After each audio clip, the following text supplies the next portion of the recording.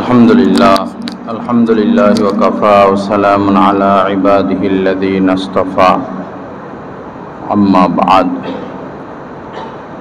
فأعوذ بالله من الشيطان الرجيم بسم الله الرحمن الرحيم والذين آمنوا أشد حبا لله صدق الله مولانا العظيم وقال رسول الله صلى الله تعالى عليه وسلم من أحب لله وأبغض لله وأعطى لله ومنع لله فقد استكمل الإيمان أو كما قال عليه الصلاة والسلام وقال عليه الصلاة والسلام الغيبة أشد من الزنا وقال عليه الصلاة والسلام كفى بالمرء كذبا أن يحدث بكل ما سمع أو كما قال عليه الصلاة والسلام اللهم صل على سيدنا ومولانا محمد وعلى آل سيدنا ومولانا محمد وبارك وسلم আল্লাহ পাকের মহব্বত, আল্লাহ পাকের ভালোবাসা এত দামি, এত মহামূল্যবান সম্পদ।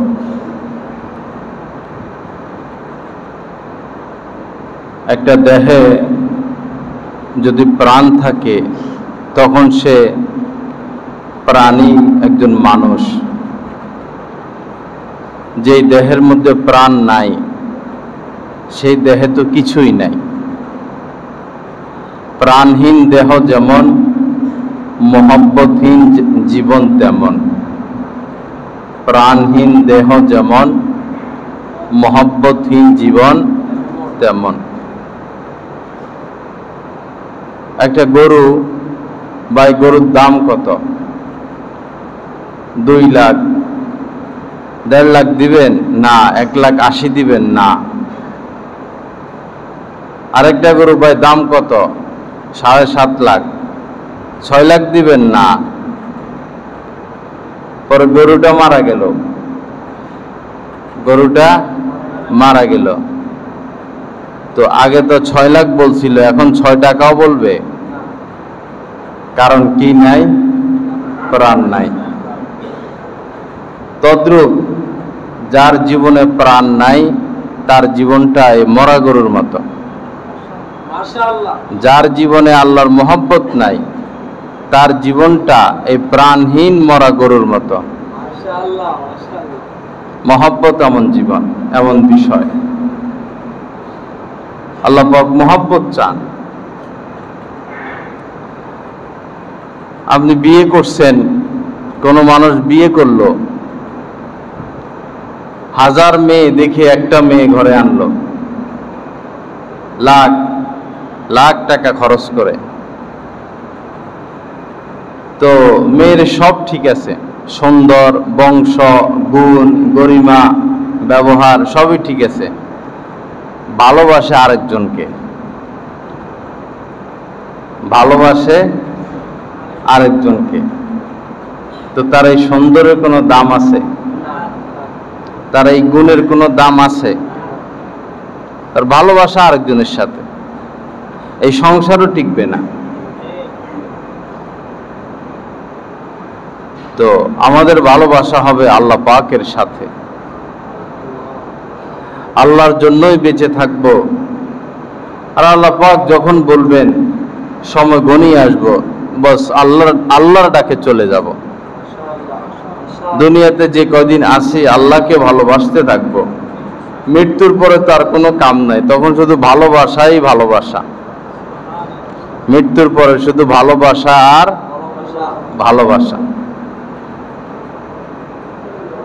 দুনিয়াতে একজন মানুষের ভালোবাসা যতটা হবে আল্লাহ পাকের প্রতি, পরকালে তার মর্যাদা তত ঊর্ধ্বের হবে।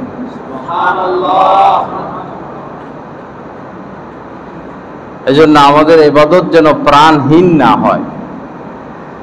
ইবাদতের মধ্যে প্রাণ আসে যখন মহব্বতওয়ালা ইবাদত হয়। মহব্বতওয়ালা ইবাদত।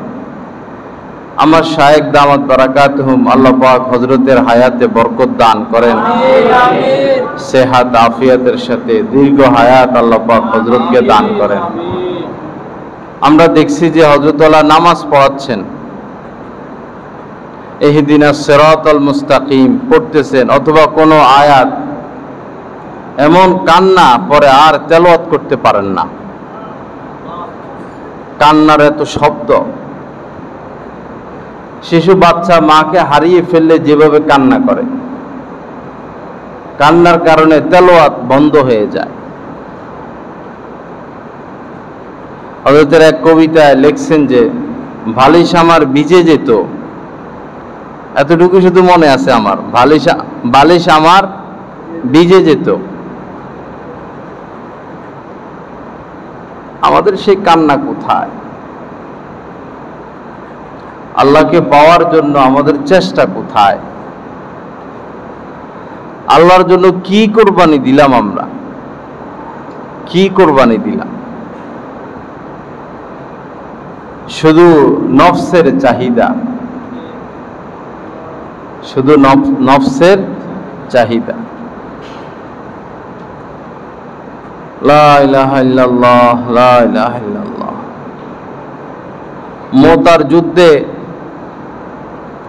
মুতার যুদ্ধ 2 লক্ষ কাফের, সাহাবী শুধু 3000 না কত যেন, 3000 সাহাবী, কাফের 2 লক্ষ।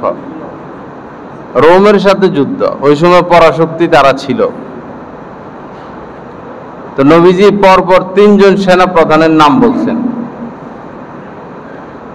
তার মধ্যে নবীজির চাচাতো ভাইয়ের নামও বলছেন, জাফর ইবনে আবি তালেব, আবু রওয়াহা, আর কে যেন আব্দুল্লাহ ইবনে রওয়াহা, আরেকজন যায়েদ ইবনে হারেস রাদিয়াল্লাহু তাআলা আনহু। প্রথম যার নাম বলছেন যে এই কাফেলার তিনি সেনাপ্রধান। এরপরে নবীজি বললেন সে যদি শহীদ হয়ে যায়, দ্বিতীয় আরেকজনের নাম বলছেন, আমি সিরিয়াল ভুলে গেছি। দ্বিতীয় জনের নাম বলা মানেই প্রথম জন নিশ্চিত কি হবে? শহীদ হবে। কারণ অন্য যুদ্ধে তো এরকম বলতেন না। নবীজি বললেন দ্বিতীয় জনও যদি শহীদ হয়ে যায় তাহলে তৃতীয় সে হবে এই সেনাপ্রধান। তার মানে বোঝা গেল দ্বিতীয় জন শহীদ হয়ে যাবে। সাহাবায়ে কেরাম তো বুঝে যান আগেই। নবীজি বলেন সেও যদি শহীদ হয়ে যায় তাহলে তোমরা পরামর্শ করে একজনকে সেনা কমান্ডার বানাইয়া নিও। তার মানে প্রমাণ হয়ে গেল 3 জনই শহীদ হয়ে যাবে। দেখুন তাদের তো স্ত্রী ছিল, সন্তান ছিল, পরিবার ছিল, বন্ধু বান্ধব ছিল, নিশ্চিত আজকে 3 জন শহীদ, 3 জন নিশ্চিত শেষ বিদায় নিচ্ছেন সন্তানের থেকে। শেষ আর আমি আমার সন্তানকে দেখব না, আর আমি আমার মাকে দেখব না, আমি আর আমার বাবাকে দেখব না, আমার এই মাতৃভূমি দেখব না, আমি আমার স্ত্রীকে দেখব না। শেষ বিদায় নিয়ে যাচ্ছেন আল্লাহর দিন জিন্দা করার জন্য, রাসূলের হুকুম পালনের জন্য। তাদের যে উৎসর্গ, তাদের যে কোরবানি, কি কোরবানি পেশ করলাম আমরা।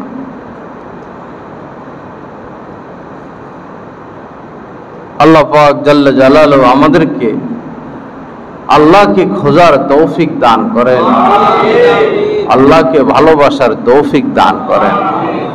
ওই ইবাদত প্রাণহীন, যে ইবাদতের মধ্যে মোহাব্বত মাখা নাই, ওই জিকির প্রাণহীন, যে জিকির আল্লাহর মোহাব্বতে আসে না। জিকির তো আসবে আল্লাহর মোহাব্বতের টানে। আল্লাহওয়ালারা সেজদে দিলে মাথা উঠাইতে তাদের মন চায় না। আল্লাহওয়ালারা দোয়া মুনাজাত শুরু করলে হাত নামাইতে তাদের মন চায় না। কোথায় আছি আমরা? নারিকেলের খোসা খাইতেছি, নারিকেলের খোসা। ফলের খোসা খাইতে খাইতেই আমাদের জীবন শেষ। ফল খাবো কবে? ফল খাবো কবে? ফল তো হলো আল্লাহর মহব্বত। রুকু দিব চোখের পানি ভিজে ভিজে, সেজদা করব চোখের পানি ভিজে ভিজে, নামাজে দাঁড়াবো আল্লাহর মহব্বত নিয়ে, আল্লাহর ভালোবাসা নিয়ে,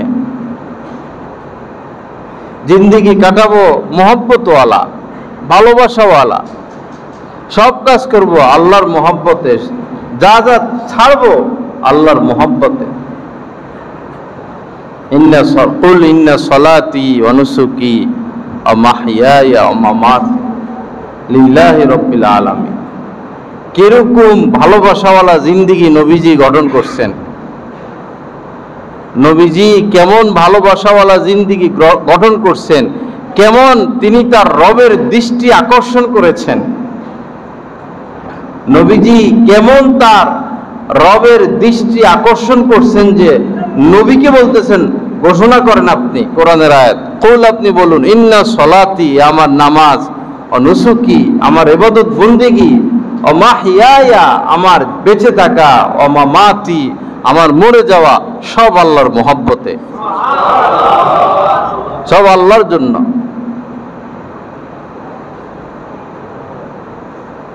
মহব্বত হাসিল হলো না আমাদের, এই হলো দুঃখের কথা।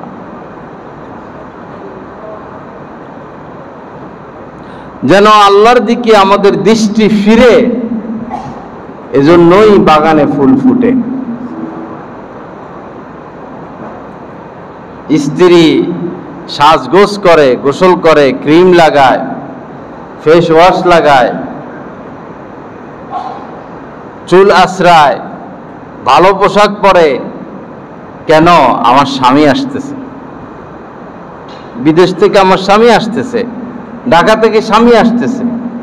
স্বামী যেন তার প্রতি খুশি হয়, স্বামী যেন তাকে ভালোবাসে। স্বামীর দৃষ্টি আকর্ষণ করার জন্য এই সাজগোজ। আকাশে চাঁদটা উঠে যখন হাসি দেয়, ফুলেরা যখন হাসি দেয়, কোকিল যখন কুহু কুহু ডাকে,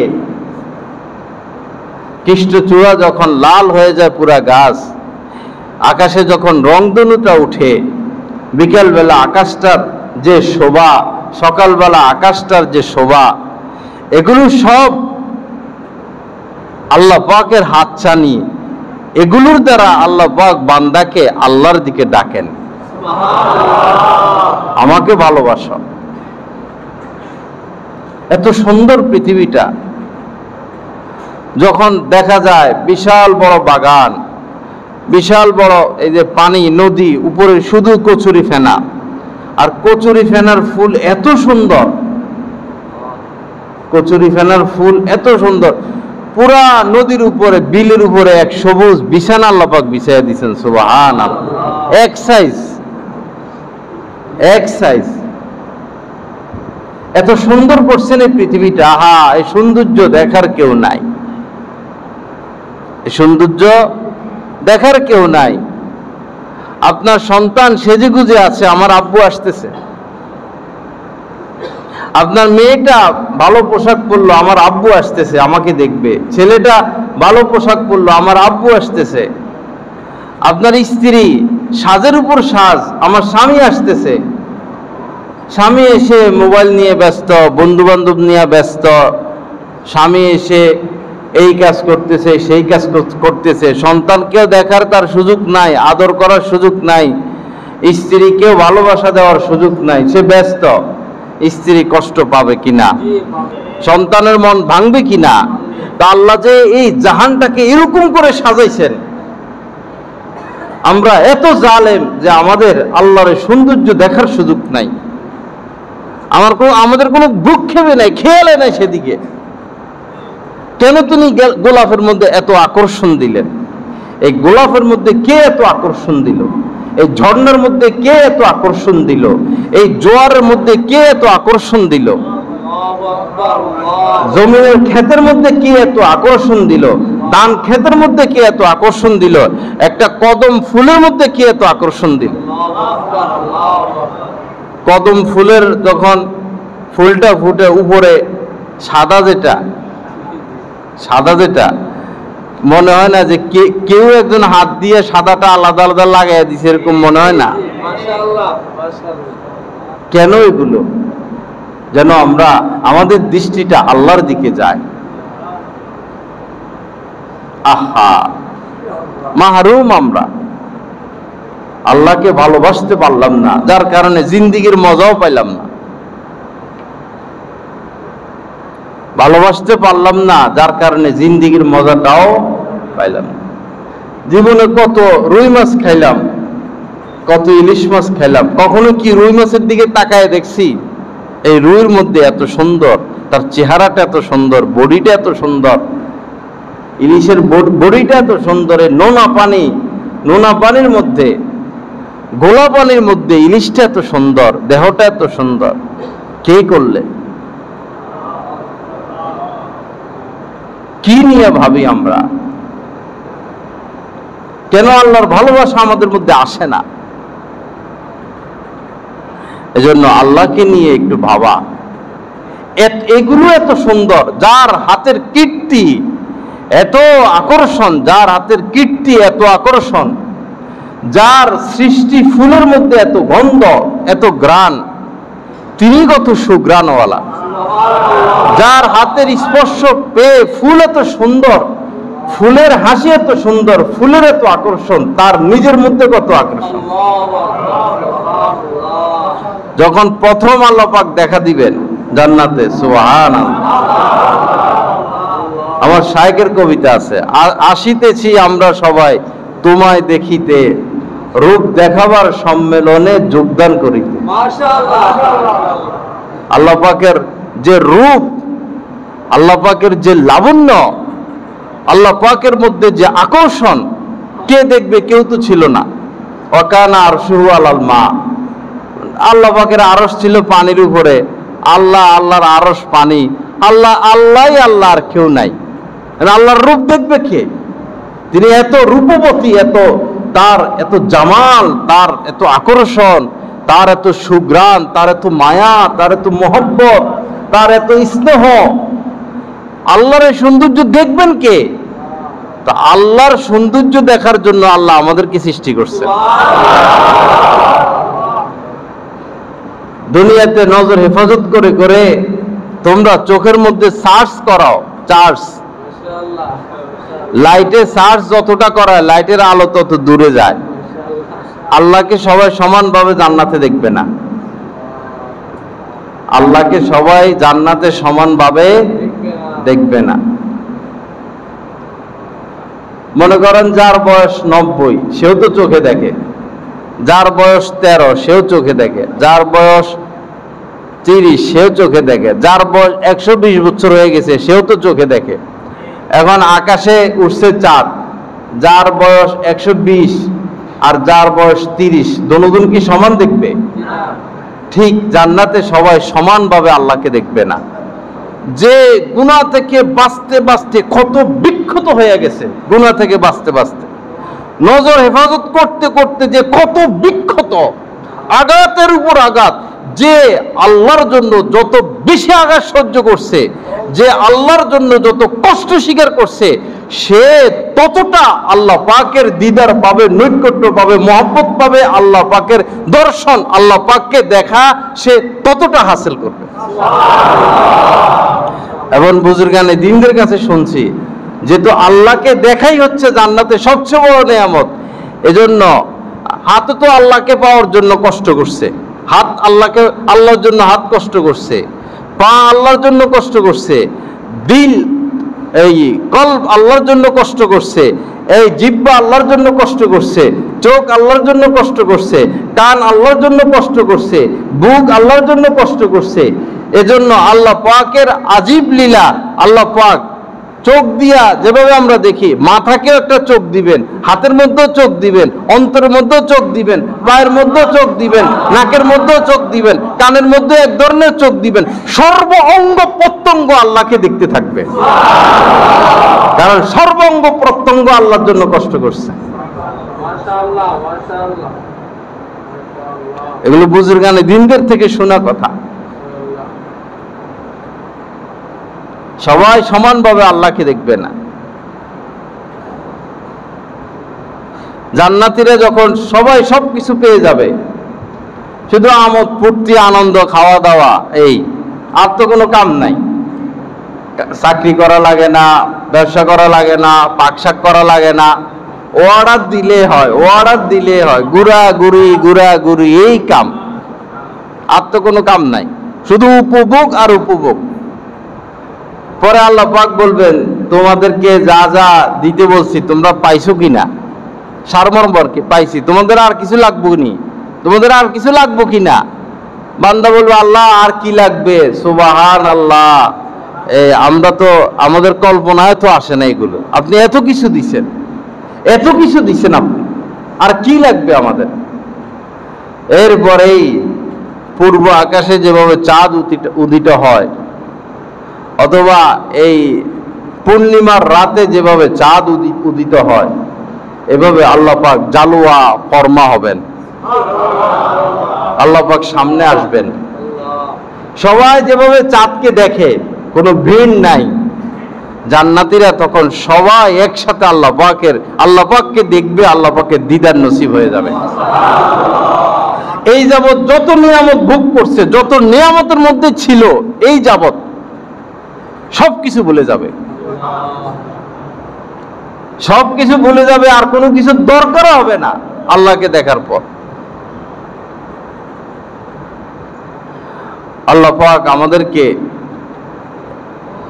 আল্লাহকে ভালোবাসার তৌফিক দান করেন। তা আমার ভাইরা, শুকনা শুকনা ইবাদত আর কত, শুকনা শুকনা ইবাদত আর কত? আমাদের জিন্দেগিটা কেমন যেন ইট ভাঙে না মেশিনে গুলা দিয়া, এইরকম আর কি, এইরকম জিন্দেগি। আসি কোন রকম সেজদা দুইটা দেই, বস জায়গা, হিসাব নিকাশ করি, ইমাম সাহেবের ভুল ধরি। নামাজরত অবস্থায় মানুষ পাপ করে, নামাজরত অবস্থায় মানুষ পাপে লিপ্ত হয়। মনে করেন কাউকে ঘৃণা করা হারাম, এবার আপনি নামাজের মধ্যে কাউকে ঘৃণা করতেছেন। কারো প্রতি কুধারণা হারাম, নামাজের মধ্যেই আপনি কারো প্রতি কুধারণা করতেছেন, তো নামাজের মধ্যেই তো গুনাহ চালু। নফসকে হাজার হাজার কোটি কোটি শিকড় দিয়ে বেঁধে রাখতে হয়, শিকড় নফসকে। একটা দুটা সিসি ক্যামেরা না, নফসের দিকে কোটি কোটি সিসি ক্যামেরা লাগিয়ে রাখতে হয়। বড় দুষ্ট, বড় দুষ্ট। শয়তানের কারসাজির চেয়েও নফসের কারসাজি আরো মারাত্মক, কারণ শয়তান তো পরে, নফস তো আরো আগে সৃষ্টি হয়েছে। শয়তানের মধ্যে একটা নফস আছে। হযরত থানভী রাহমাতুল্লাহ আলাইহি লিখছেন, আমাদেরকে না শয়তানে ধোঁকা দেয়, শয়তানকে কে দিছিল ধোঁকা? শয়তানের ধোঁকা আমরা পড়ি, শয়তানকে কে দিছিল? শয়তানকে, শয়তানের ভিতরে যেটা বসা নফস, সেই ধোঁকা দিছিল। শয়তানের চেয়েও বেশি চালাক চতুর নফস। কোটি কোটি শিকড় দিয়ে তাকে বাঁধতে হয়, কোটি কোটি সিসি ক্যামেরা তার চতুর্পাশে লাগায় রাখতে হয়। এইদিকে দৌড় মারবে, ওইদিকে দৌড় মারবে, এই গুণা করে ফেলবে, হে গুণা করে ফেলবে। বাপরে বাপ, সারাদিন ডিউটি এটা। আমরা দারোয়ান, আমরা কি দারোয়ান? আমরা আমাদের নফসকে পাহারা দিয়ে রাখবো, আমরা আমাদের নফসকে পাহারা দিয়ে রাখবো।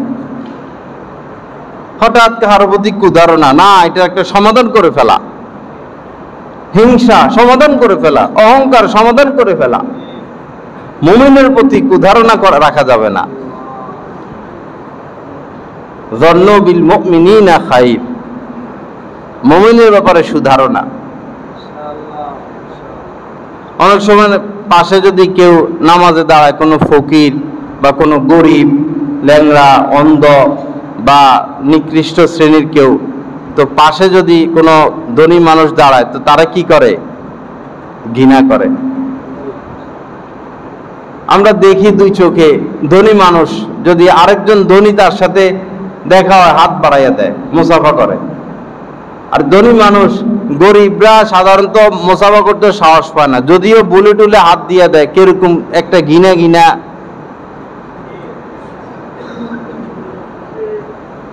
নির্বাচনের সময় না পাওয়া যায়, পরে আর পাওয়া যাইব?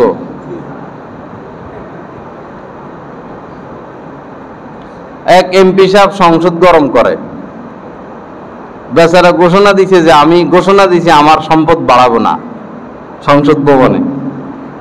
তো বাকিরও এরকম ঘোষণা দেখ না, বাপের বেটা হইলে দেখ ঘোষণা সম্পদ বাড়াবো না, ঘোষণা দেখ তার মতো।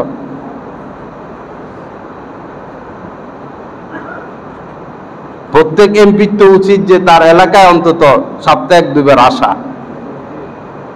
সচক্ষে দেখা। ড্রেনে জ্যাম লেগে গেছে, এমপি এসে জাম খুলে দিবে, এর নাম এমপি। ড্রেনের মধ্যে জাম খাইছে, ময়লার জাম, এমপি এসে খুলে দিবে, তাকে বলে এমপি। কোন কোন এমপি আছে এরকম পাগলা মার্কা, বন্যা হয়েছে গলা পানিতে নাই মা, এটা করতেছে এটা করতেছে। হযরত ওমর যখন খলিফা অর্ধ জাহানের, মানুষকে পানি পান করাইতো, মানুষকে পানি পান করাইতো। রাত গভীরে হাঁটে এটা দেখতেন সব। একবার গভীর রাত্রে চলে গেছেন অনেক দূরে, একাই চলতেন। অর্ধ জাহানের বাদশা একা চলে, দিনে রাত্রে ঘুমান না। বহু দূর যাইতে যাইতে দেখলো যে মরুভূমিতে নিবু নিবু আলো জ্বলে। আগাইয়া গেছেন, দেখলেন যে ভিতর থেকে এক মহিলার কান্না আসতেছে, বাহিরে আরেকজন লোক বসা, মন খারাপ।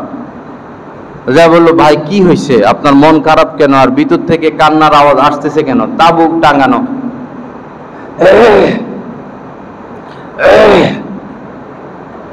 ওই বেটাকে যান যান যান, নিজের কাজে নিজে যান। দাম দেয় নাই আর কি, হযরত ওমরকে চিনে নাই।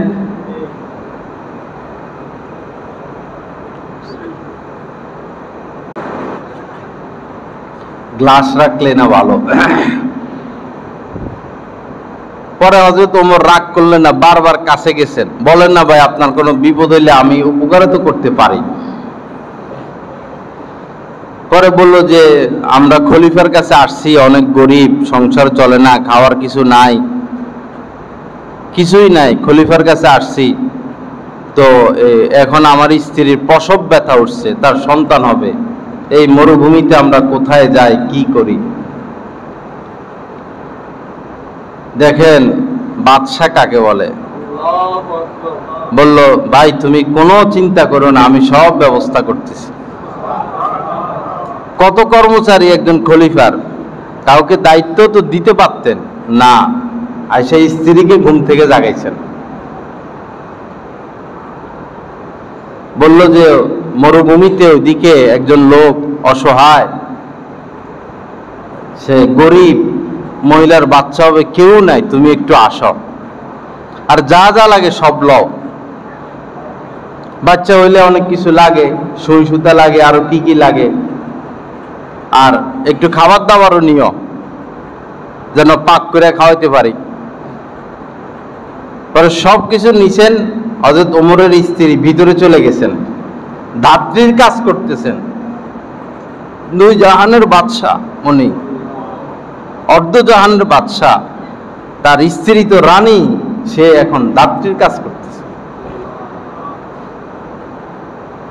আর হযরত ওমর বাইরে খানা পাকাইতেছেন।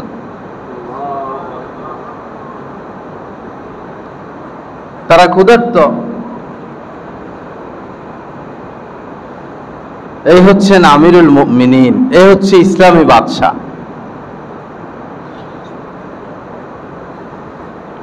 নবীজিও তো 2 জাহানের বাদশা ছিল। মদিনার কোন ছোট বাচ্চা বাচ্চি, ছোট ছেলে মেয়ে যারা, এরা যদি নামাজের পরে নবীজির হাত ধইরা আঙ্গুল ধইরা কোনো দিকে টেনে নিতেন, মনে করেন নবীজির হাত ধইরা বাসার দিকে নিয়ে যাইতেছেন বা মদিনার আরেক কোনো প্রান্তে নিয়ে যাইতেছেন, এর নবীজির হাত ধইরা ছোট ছোট বাচ্চারা টানে নিয়ে যাইত, নবীজিও চলে যাইতেন।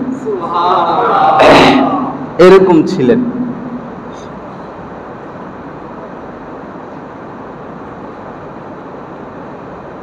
মুসলমানরা আসলে শাসক কেমন হওয়া উচিত এটার বাস্তব রূপ মুসলমান দেখে নাই, এখন দেখতেছে। আফগানিস্তানে মন্ত্রী বেচারা পায়ে হাইটা অফিসে যায়। মন্ত্রী কেমনে অফিসে যায়? পায়ে হাইটা। সাধারণ মানুষদের বেতন যেমন, মন্ত্রীর বেতন এরকম, শুধু সংসারটা চলার মতো অবস্থা।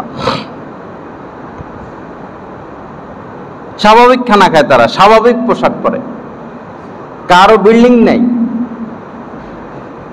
অনেকগুলো গাড়ি না। একজন মন্ত্রীর কাছে সবাই যেতে পারবে।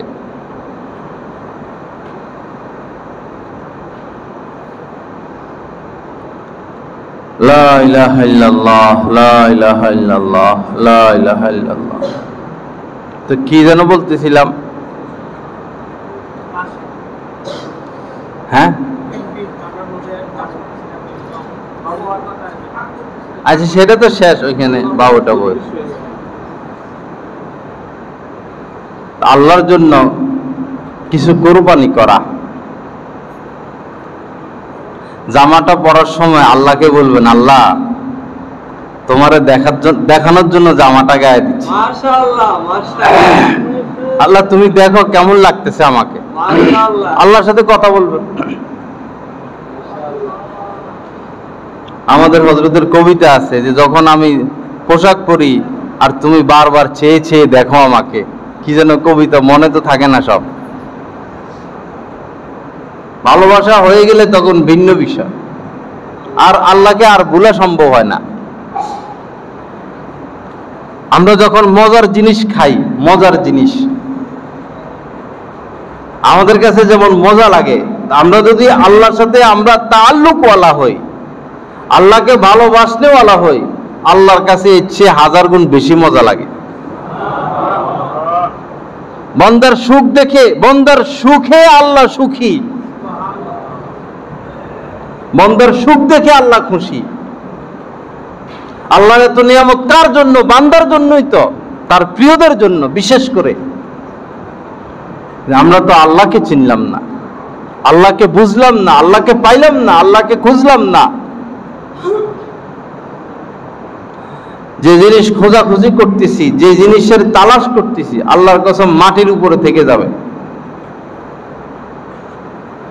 মৃত্যুর সময় 1 ভরি স্বর্ণ দিবে না, 1 বান্ডিল 1000 টাকার একটা বান্ডিলও দিবে না।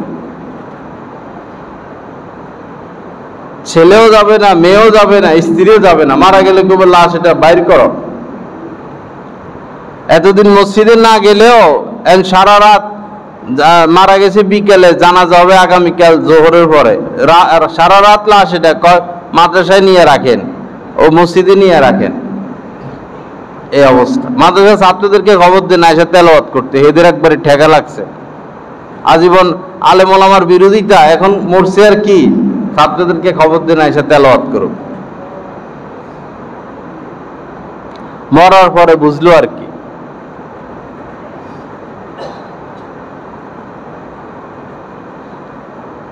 আলেম ওলামাদের সাথে ভালো সম্পর্ক রাখা, মহব্বতের সম্পর্ক রাখা, উঠা বসা রাখা, দেখা সাক্ষাৎ রাখা, নিচু চোখে না দেখা। এই মসজিদের ইমাম সাহেব, মসজিদের মুয়াজ্জিন সাহেব, নিচু চোখে না দেখা। বিচার ব্যবস্থা যদি ইমামদের হাতে থাকতো তো আপনারা সঠিক বিচার পাইতেন। বিচার ব্যবস্থা যদি ইমামদের কাছে থাকতো। এখন মামলা একটা নিয়ে যান না, এক এক মামলার রায় হইতে 1 জীবন শেষ হয়ে যায়। ঘুরাইতে ঘুরাইতে ঘুরাইতে ঘুরাইতে ঘুরাইতে ঘুরাইতে দাড়ি উঠে নাই, এমন সময় মামলা দিছে, পরে দাড়ি পেকে গেছে, এখনো রায় হয় নাই। আর ইসলামী ব্যবস্থাপনা একটা সমস্যা হয়েছে, আসো আসো মসজিদে আসো, কি হয়েছে এটা, এই তোমার কি হয়েছে এটা, তোমার সাক্ষী কি এটা, তোমার সাক্ষী কি এটা, আচ্ছা এই সমস্যা যাওগা, 10 মিনিটে শেষ। আর আমাদের আদালতে যায় দেখেন লক্ষ লক্ষ মামলার জট লাগে রয়েছে, লক্ষ লক্ষ মামলার জট। বেচারারা কয়টার রায় দিব? জজ মিয়া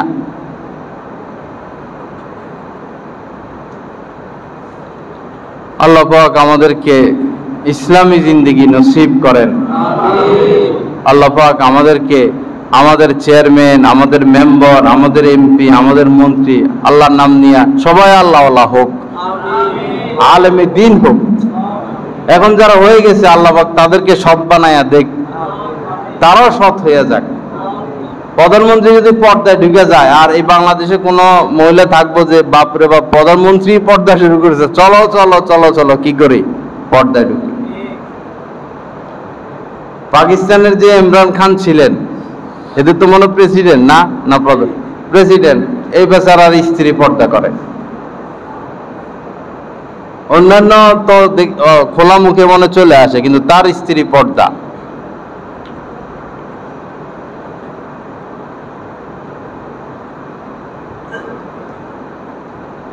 থানার ওসি সাহেব আজান দিছে, ওসি আগে অজু করে মসজিদে ঢুকে গেছে, দারোগা পুলিশ আর কেউ দাঁড়ায় থাকবে?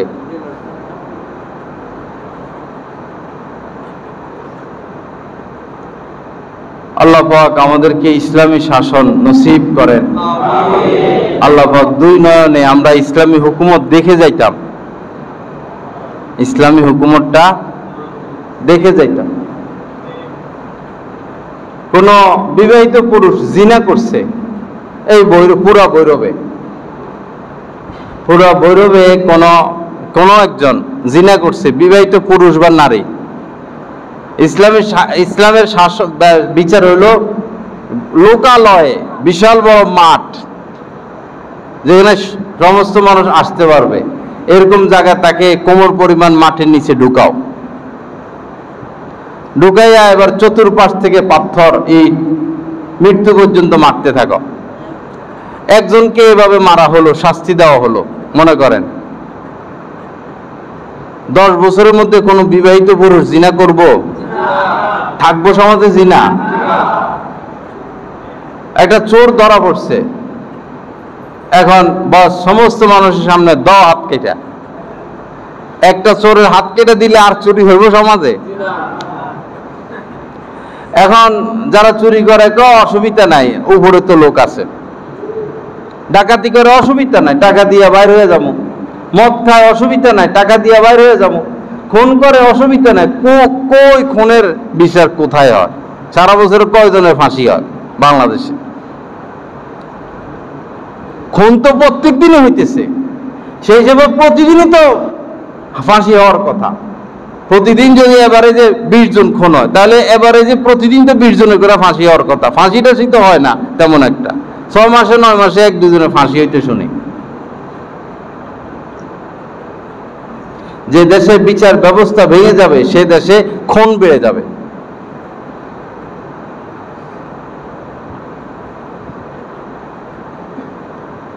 লা ইলাহা ইল্লাল্লাহ। আল্লাহ পাক আমাদের সবার প্রতি দয়া করেন।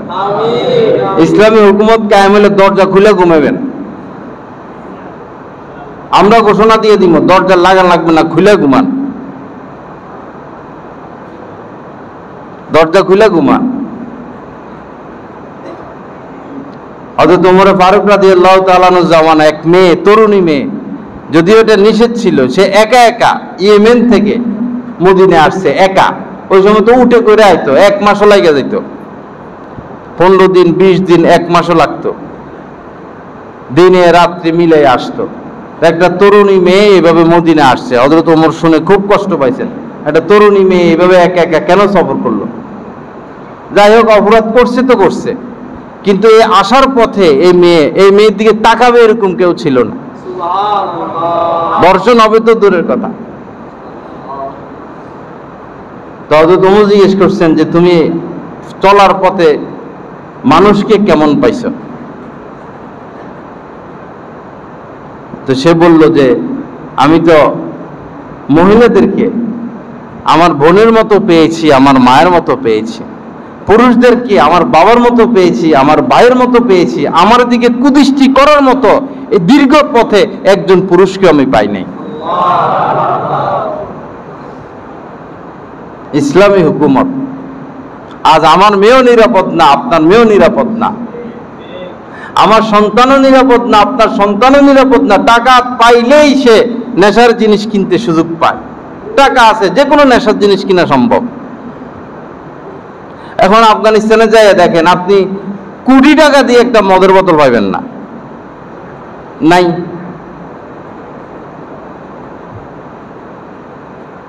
ঋণের কোনো ব্যবস্থা নাই, সুদের কোনো ব্যবস্থা। এখন ব্যাংকগুলো তো ঋণ দেয়, ইসলামী সরকার ঠিকই ঋণ দিবে, কিন্তু সুদ মুক্ত ঋণ, আরো বেশি ঋণ দিবে। করো, ব্যবসা করো।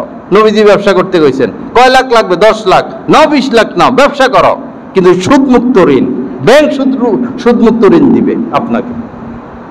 কোনো মানুষ গরিব থাকতে হবে না তো, কোনো মানুষের গরিব থাকার দরকার নাই। ইসলামী সরকার সব ব্যবস্থা, যে গরিব তারা ইসলামী সরকার বসায় বসায় খাওয়াইবে। যার চিকিৎসার ব্যবস্থা নাই, ইসলামী সরকার তার চিকিৎসা দিবে। যার আশ্রয় নাই, ইসলামী সরকার তার আশ্রয় দিবে।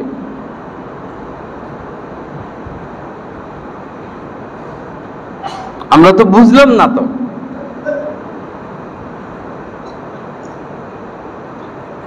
আমাদের এই ভৈরবে সর্বজন শ্রদ্ধেয় একজন ব্যক্তি আছে, আমাদের জামে মসজিদের খতিব সাহেব, হাফেজ জামাল সাহেব।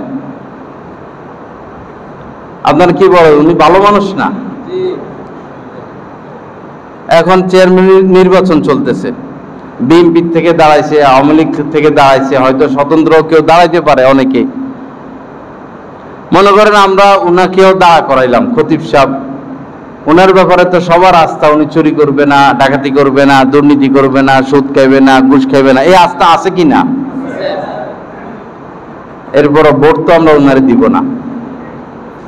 কোন উনি আসলে দাঁড়াইলে উনি নির্বাচিত হবে? দিবে না ভোট। কারণ আমাদের অন্তর নষ্ট হয়ে গেছে, রুচি নষ্ট হয়ে গেছে, বিবেক নষ্ট হয়ে গেছে, অনুভূতি নষ্ট হয়ে গেছে, অনুশোচনা নষ্ট হয়ে গেছে। আমরা দেখেও দেখি না, আমরা শুনেও শুনি না, আমরা বুঝিও বুঝি না। সুম্মুন বুকমুন অমিয়ুন ফাহুম, অমিয়ুন ফাহুম, ফাহুম লা ইয়াকিলুন। অন্ধ, বধির, বোবা, বুঝে না।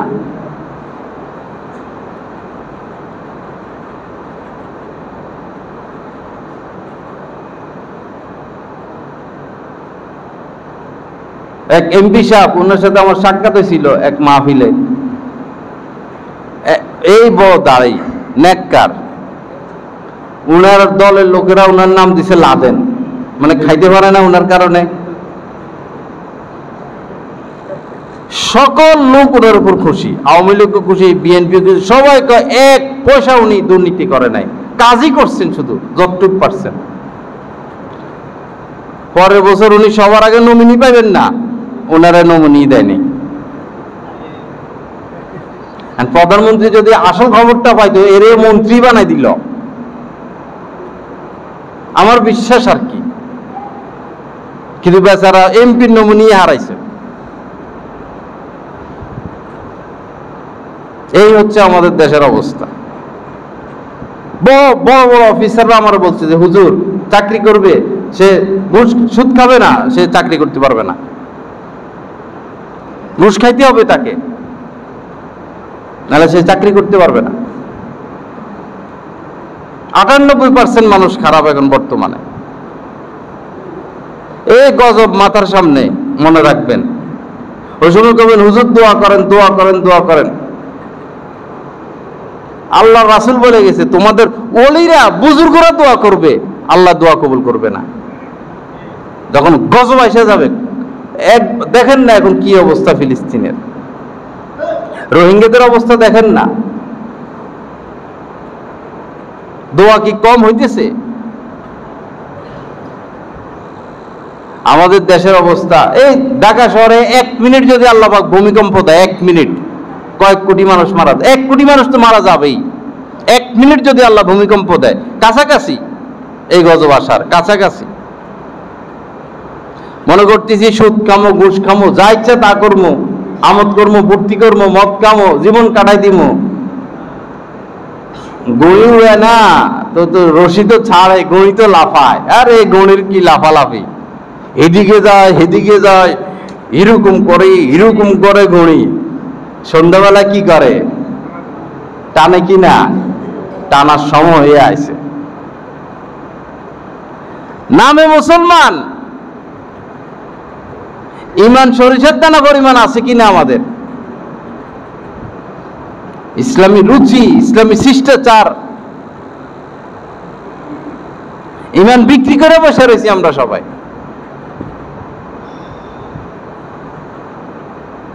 সবাই ইমান বিক্রি করে বসে রয়েছি।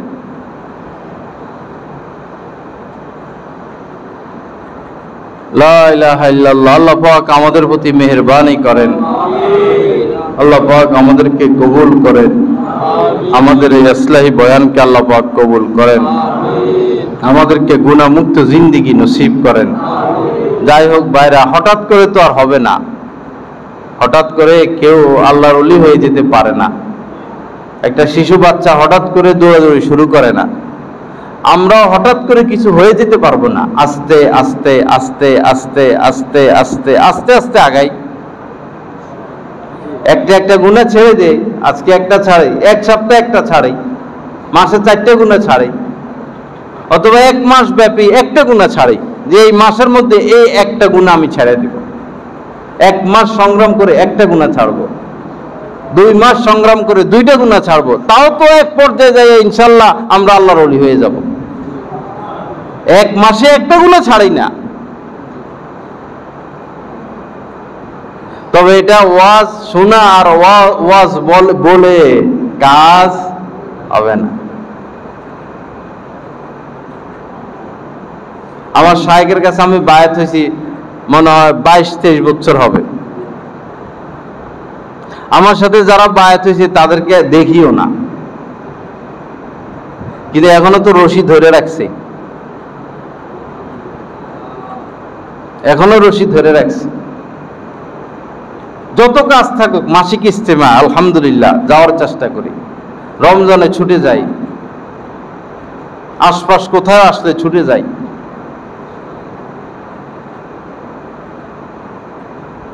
চার্জ না করাইলে কতক্ষণ চলবে মোবাইল? চার্জ করাইতে হয়। সাহাবায়ে কিরাম নবীজির সোহবতে এসে এসে চার্জ করাইতেন, ইমানের চার্জ। আমরা আল্লাহ ওয়ালাদের সোহবতে গিয়ে গিয়ে আমাদের ইমানের চার্জ করাবো।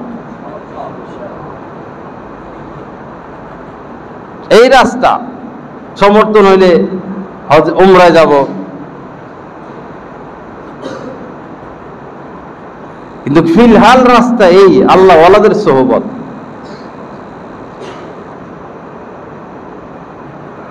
আল্লাহ পাক আমাদের সবার প্রতি মেহেরবানি করেন, আল্লাহ ওয়ালাদের সাথে ঘনিষ্ঠ সম্পর্ক নসিব করেন। কোন আল্লাহ ওয়ালাকে ভালোবাসবো আল্লাহর জন্য, ওয়াজাবাত মুহাব্বাতি লিল মুতাহাব্বিনা ফিয়া। আল্লাহ পাক বলেন তোমাকে ভালোবাসা আমার উপর ওয়াজিব হয়ে যায়। কত বড় কথা! একজন আরেকজনকে ভালোবাসলো, ওয়াজাবাত মুহাব্বাতি লিল মুতাজালিসিনা ফিয়া। কিরকম কথা? হাদিসে কুদসি, এটা আল্লাহর কথা, ভাষা হইল রাসূলের, রাসূলের মুখ দিয়ে বাইর হইছে, হাদিসে কুদসি। আল্লাহ পাক বলতেছেন যে আমার কোন প্রিয় বান্দার সাথে বসবা মহব্বতে, বসছো তো আমাকে পাওয়ার আশায়, বস তোমাকে ভালোবাসা আমার উপর ওয়াজিব হয়ে যায়। মহল্লার একটা ছেলের আপনি দেখতে পারেন না, পরে দেখতেছেন যে আপনার যে সন্তান তার সাথে মহব্বত, সে আপনার ছেলের মহব্বত করে।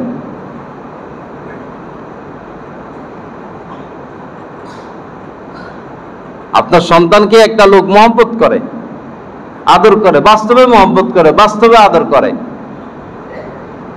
এখন তার প্রতি আপনার ঘৃণা আর থাকবে না, ভালোবাসা জেগে যাবে। বিষয়টা হলো এটা, বিষয়টা এটা। আপনি প্রেসিডেন্টের ছেলের প্রতি দুর্ব্যবহার করবেন, প্রেসিডেন্ট আপনাকে ভালো পাইবে না। আর প্রেসিডেন্টের ছেলেকে ভালোবাসবেন, মহব্বত করবেন, উপকার করবেন, প্রেসিডেন্টের ভালোবাসা অটোমেটিকলি আপনার দিকে চলে আসবে। খাসাতুহু, আল্লাহ পাক, আল্লাহ রাসূল বলছেন, হাক্কানি উলামা ইকরাম, আল্লাহ পাকের খাস ব্যক্তি, বরিষ্ঠ ব্যক্তি, তাদের রশি ধরে আল্লাহ পর্যন্ত পৌঁছতে হবে।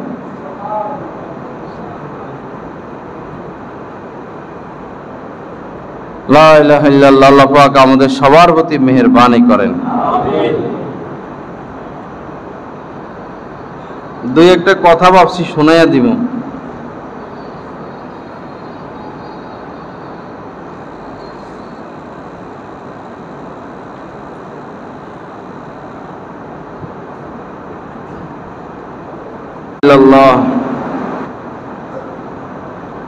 হাদিসে পাকের মধ্যে এসেছে, মালুকা মা কদ্দামতা ওয়া মালু ওয়ারিসিকা মা আখারতা। নবীজি বলেন, যা কিছু তুমি আখেরাতের পথে আগে আগে প্রেরণ করলে তাই তোমার সম্পদ, আর যা কিছু তুমি এখানে রেখে গেলে তা তোমার ওয়ারিসের সম্পদ। কত বড় কথা!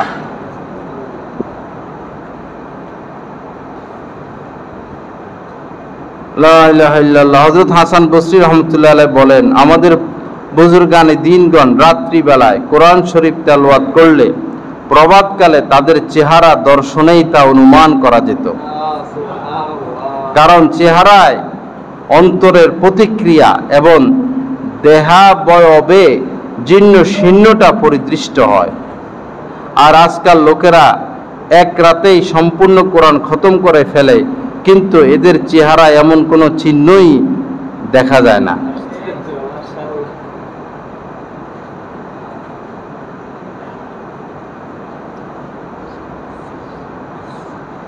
লা ইলাহা ইল্লাল্লাহ। একদা উতবা নামক এক গোলাম একটি বাড়ির পার্শ্ব দিয়ে অতিক্রমকালে আচমকা সে কাঁপতে আরম্ভ করে। কাঁপতে কাঁপতে ঘামিয়ে পড়ে। লোকেরা এর কারণ জিজ্ঞাসা করলে সে বলে, এটি সেই জায়গা যেখানে আমি অল্প বয়সের সময় গুনাহে লিপ্ত হয়েছিলাম। লা ইলাহা ইল্লাল্লাহ। হযরত হাসান বসরি রাহমাতুল্লাহ আলাইহি বলেন, আল্লাহ তাআলা নাফরমানদের দুনিয়া ও আখিরাতে লাঞ্ছিত অপমানিত করতে ওয়াদাবদ্ধ হয়েছেন। তাই দেখা যায় মানুষ রাতের অন্ধকারে যে কোনো পাপে লিপ্ত হয়, প্রভাতকালে তার চেহারায় সেই পাপজনিত অপমানের চিহ্ন ভাসমান থাকে। আল্লাহ পাক আমাদেরকে নসিহত গ্রহণের তৌফিক দান করুন। আজকে বয়ানের মধ্যে আমার একটা কথা এভাবে বলা ঠিক হয় নাই, পরে অনেক কষ্ট হয়েছে। ওই যে বলছিলাম, হযরত ওমর নবীজির কল্লা কাটতে গেছেন, এই কল্লা শব্দটা বলা অনেক বড় বেয়াদবি হয়ে গেছে। এটা এইভাবে বলা দরকার ছিল যে মাথা মোবারক, মাথা মোবারক বলা দরকার ছিল। এটা অনেক কষ্ট লাগছে আমার। পরে বয়ানটা তো রেকর্ড হয়েছে, বয়ানটা টেলিগ্রামে ছাড়মু কি ছাড়মু না ভাবতেছি, যে এই কথাটা তো বেয়াদবি হয়ে গেছে। আবার ভাবলাম যে বয়ানটা ছাড়লে হাজার মানুষ উপকৃত হবে। যাক, এখন তো মোটামুটি বলা হয়েই গেল। কল্লা বলাটা অনেক বড় বেয়াদবি হয়েছে। আল্লাহ হেফাজত করেন। মাথা মোবারক, মাথা মোবারক। বাইরে যদি কাইটা রাখা যায়, ওই অতটুকু অংশ যদি কেটে ফেলা যায়। হ্যাঁ, লা ইলাহা ইল্লাল্লাহ। টেলিগ্রামের এলানটা দাও।